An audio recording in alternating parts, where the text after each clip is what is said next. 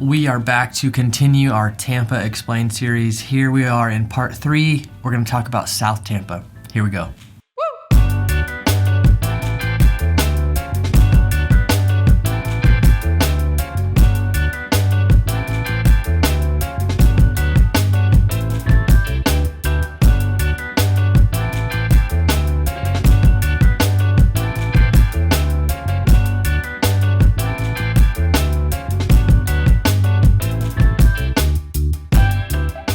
I'm Sam, and thanks for coming by the Living in Tampa channel, where every single week we make videos about what it's like to live, work, play, and move to the Tampa, Florida area. If that's something you want to follow along with, don't forget to subscribe. I'm also a licensed realtor in the state of Florida, so if you have any real estate specific questions, don't hesitate to reach out anytime. This is part 3 of the Tampa Explained series, and in this episode we're going to start getting into the specific areas of Tampa. Of the greater Tampa area, not just the city of Tampa, but today we're going to be in the city of Tampa talking about South Tampa. South Tampa is the hottest spot in the entire Tampa area, and for good reasons and maybe not so good reasons. We'll see what you think. Just a reminder that as we look at this area, we are going to evaluate it based on 4 key criteria. Or is it criterium? Or number 1 on the list is proximity. So how close is it to certain things, and how close is it to the things that you want to be close to? Number 2 is style. So we'll talk about some of the style of the homes and those kinds of things. Number 3 is size. So the size of the area, the size of the homes, the size of the streets. We'll kind of dig into that. And then number 4 is the cost. How much does it cost to live there? Kind of very generally. And we'll look at some specific houses too to kind of see what your money could get you in the South Tampa area. But first, let's talk a little bit about Tampa as a city. If you missed the last video, it's linked up above, Tampa Explained Part 2, where we really dug into some of the differences between the city of Tampa and the unincorporated areas of Hillsborough County. And this is kind of confusing. The city of Tampa is actually only about 400,000 people, and it's kind of this strange shape that goes from South Tampa up to the northeast and North Tampa, New Tampa area. So that's Tampa as a city, but Tampa as an area, Tampa as a metro area, Tampa as like a market area, like how TV channels consider it, is very different than the city of Tampa. And this city shape, we're going to kind of divide into 4 shapes. Those 4 shapes are these ones: South Tampa, West Tampa, this kind of central area, which I wish I could call it Midtown, but there's another area that's already called Midtown. This is kind of like downtown and the Heights, and then New Tampa up above. One thing that really bothers me just here at the front of the video is people make South Tampa videos or make Hyde Park videos and just say it's the best place to live. And that's such a strong opinion. So I'm going to try to not make as concise of an opinion in this video, because I want you to make that decision whether or not it's the best place to live for you, because that is a very personal decision. And reality is, it's actually just too expensive for a lot of people and doesn't have the amount of space that a lot of people want when they're moving to the area. So if we go to the map, South Tampa is this area right here, the Interbay Peninsula. Old Tampa Bay, like the actual bay, is on the west side of this peninsula. To the south, you have MacDill Air Force Base. To the east, you have the Hillsborough Bay that kind of goes up into the Hillsborough River, or the Hillsborough River feeds the Hillsborough Bay. To the north, you have Kennedy Boulevard. Kennedy is also Highway 60, which runs all the way over to Brandon in the east and runs all the way over to Clearwater Beach in the west. In terms of the overall city of Tampa, this is a pretty big chunk. Some of the key areas that make up South Tampa, number 1 being Hyde Park, a very historic area that Bayshore Boulevard runs along, that this road that has the longest sidewalk in the world, 4.5 mile sidewalk, that runs into Bayshore Beautiful and Ballast Point and all these really cool neighborhoods that face the Hillsborough Bay. And then over on the other side, the west side of this peninsula, there are beautiful, beautiful neighborhoods as well. And at the bottom of this peninsula, the MacDill Air Force Base really acts as an anchor for the area. Another area that people often include in South Tampa when they make videos is Davis Island, which is a man-made island over here to the east of South Tampa.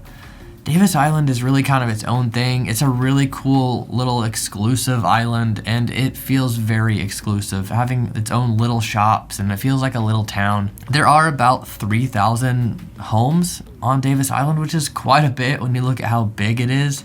But it's so exclusive and expensive that I hardly even like to talk about it. Another key area in South Tampa that's kind of newly developed, they're calling Midtown, kind of on the north edge of South Tampa. Okay, let's get into proximity.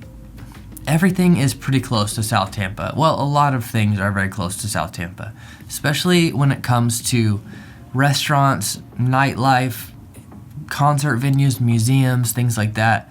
All of that is really, really accessible in this area. You don't have to get on really busy streets to get to things, and that can be pretty nice. There are reoccurring events, kind of like the first Sunday thing in Hyde Park, which is like a vendor kind of thing where they put out tents all over Hyde Park the first Sunday of every month.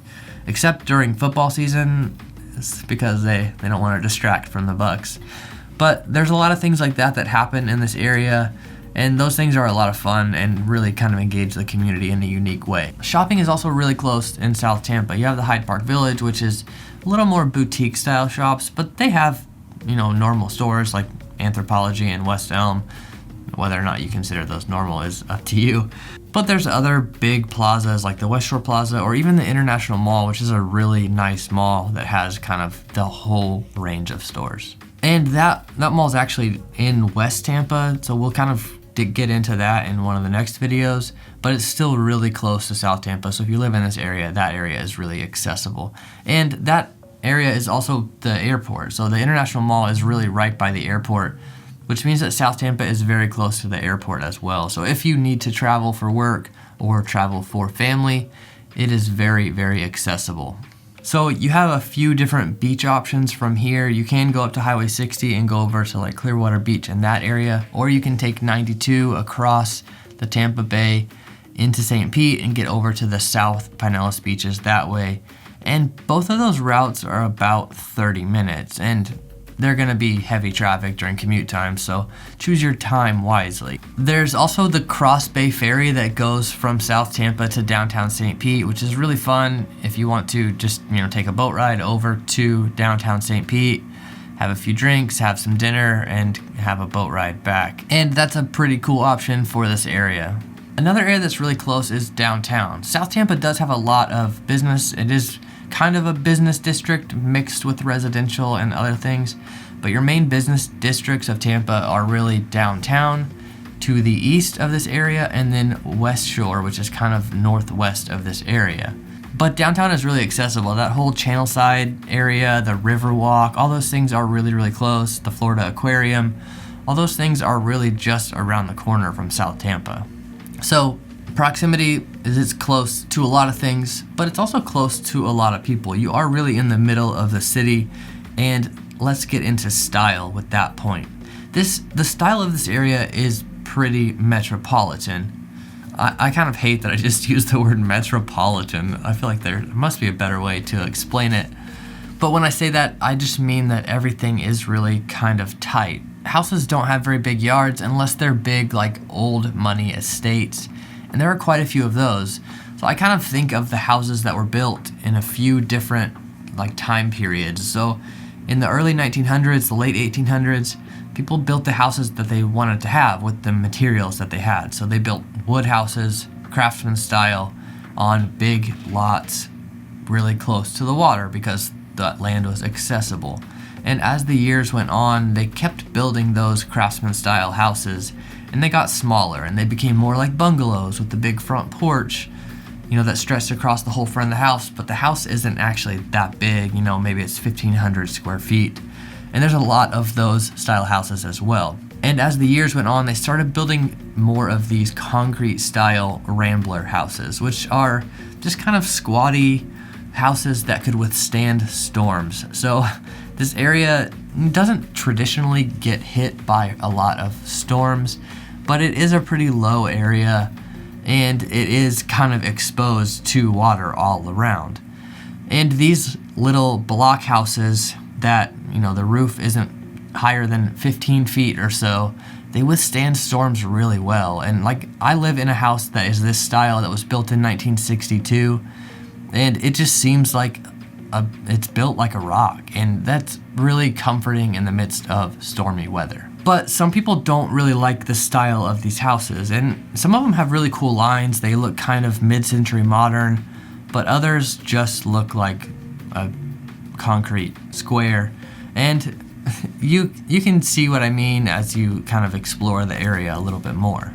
Because this area is very coveted, people really like this area, people really admire this area, and the whole area likes to visit this area, it stays very nice. People are constantly investing in their properties in this area, and people are consistently holding properties for generations in this area because prices just keep going up and up and up in this area.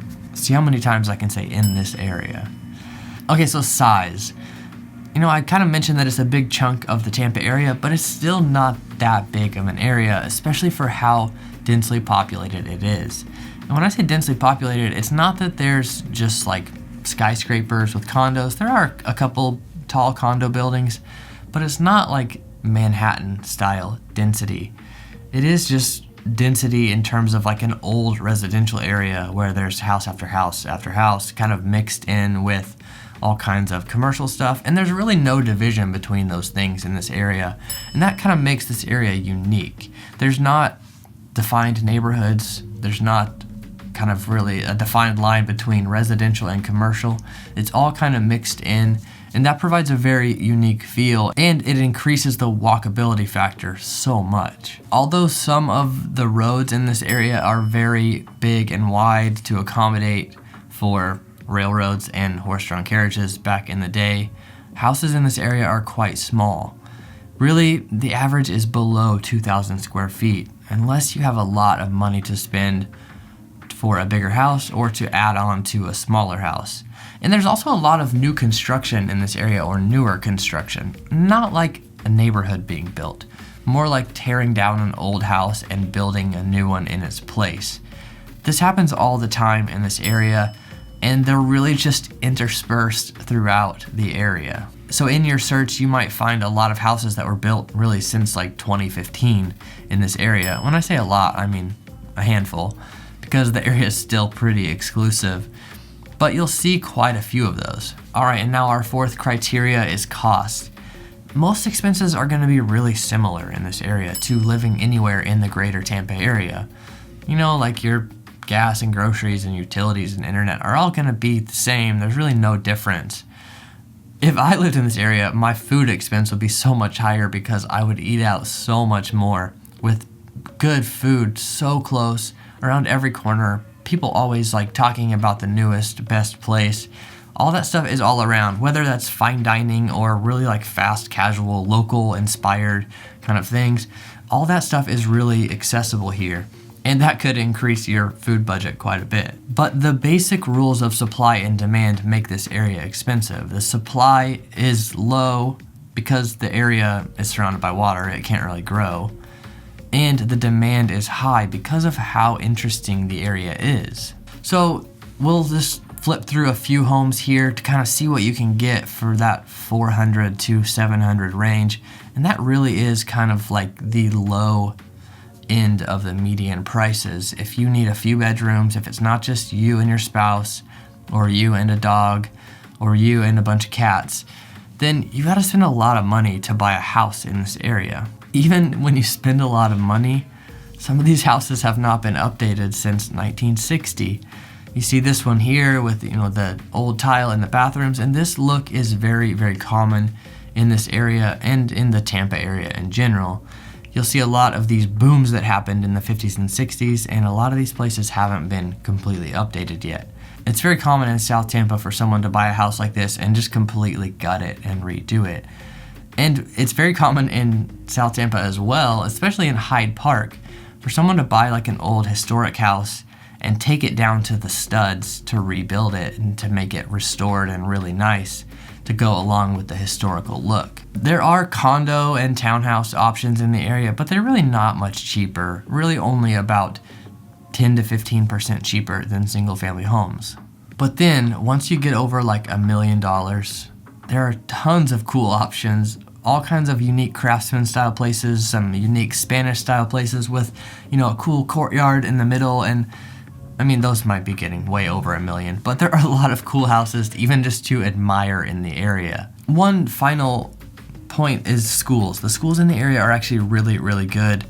And like Plant High School, some of these schools are really good. And that is a draw for a lot of people, but usually if you have a bunch of kids or a few kids and you're thinking about really good schools, you're usually thinking a little bit outside of the city center, and that kind of pushes you toward different areas. But if that is important to you, these schools right in this area are excellent. So that's it. That's South Tampa. That's the proximity, the style, the size, and the cost. Now it's up to you to decide whether this area is right for you, and I hope that I was able to add some value through this video.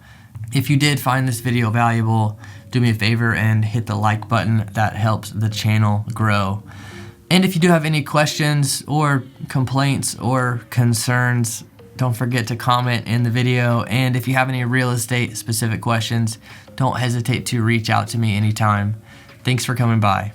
Oh, and in the next video, we are going to cover West Tampa, just north of here, which includes like the airport area and some of those other areas that touch some of the west suburbs of Tampa. See you next time.